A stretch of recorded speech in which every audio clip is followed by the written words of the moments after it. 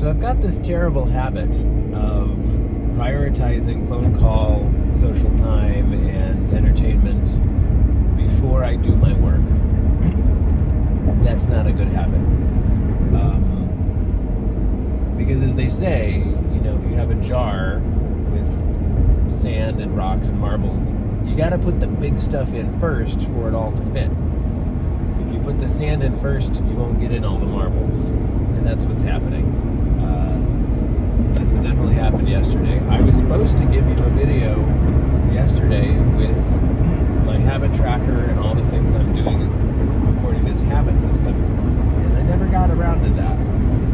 I basically caught up with a lot of people, had some walking and enjoyed nature. And then I've been sort of cheating on my rules, like going, okay, well, I can watch YouTube if I'm not watching it. If I'm just listening to it, that's okay. It's like a podcast, right? That's not against my rules.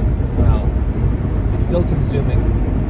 I should have made it a stricter thing, actually. In retrospect, I should have just said, like, no podcasts. Music's fine, but no podcasts, no content like that. I can't stop myself from reading because that's kind of important, but I've got to have limits on all of this consuming. Anything going in is setting my mind in a certain way, so I've got to have limits on that. Just because I'm not watching the screen doesn't mean I'm not consuming. So, I want to talk about habits anyway, even though I don't have the habit tracker in front of you. The next video I should be able to do a habit tracker visual. But what I've been dealing with is really just this issue of not doing what I love first. And I do need to find my passion first. Doing pleasurable things that are socially engaging and fun, that's just stimulation. That's not necessarily filling up the soul. And yesterday I did start listening to a YouTube podcast of some of my favorite thinkers, and it was very exciting initially. But then I kept listening to it longer, and it got a little less exciting. As Jordan Peterson dribbled on. I want to be not too harsh. It's still interesting topics, but he kind of tried to prove his point, which to me is not that revelatory because I've been studying Christian, philosophy and metaphysics for a long time. But I get you, Jordan. I get you where you're going with this. But I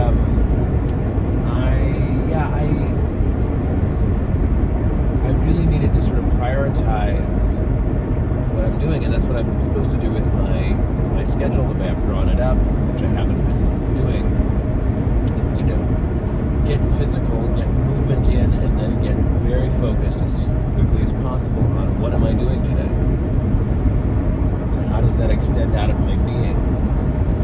I do have to do something that's good for me, that makes me feel good, that makes me feel soulfully alive first thing in the day, or it's not going to be a good day. I've noticed that. I figured that out for myself.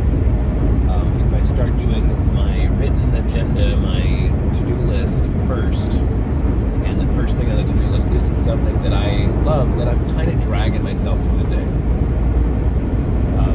When I was teaching the Artist Way, it was clear that feeding the soul is the most important thing, basically. If you do enough of dragging yourself through the day, you will become a very sad, depressed, soulless person who doesn't feel motivated to do anything. And at a certain point, that lack of motivation stops everything from happening. You're a drone, you're a zombie. And so that's not okay. So I need to sort of build this balance back in and also maintain these structural boundaries around sleep and exercise and food so that I can move forward. The habit tracker is really helpful because you put in your most important to-do items and you check them off when you're done, and that gives you a little dopamine hit every time you check a box. And so I printed out a list, a tracker form, and I just haven't been using it. So means I'm not even getting to the point of planning my day in the morning, and that's not good. So I'm feeling clear enough about a lot of things now to just do it. But without my regular accountability buddy, it's been a little challenging. Just being alone at home has been a little challenging to get anything going. So I'm going to have to reach out to some support again. If I can't get that accountability buddy to give me support, I'm going to have to find somebody else to literally check up on me and make sure I'm doing my morning to-do list, to make sure I'm getting my habits in it, to see how many of those boxes did I check today. Am I getting close to my ideal schedule when I'm on a daily basis? I really do have a goal by day 30 of this to be on my ideal schedule and to be just not craving media at all. I think the cheating I've been doing has gotten way too regular to the point where I'm not feeling like I'm really on a fast anymore. And I have to take an evasive action, if you will. I have to take a strict hard line. It's like, this is not okay. None of this is okay. No YouTube.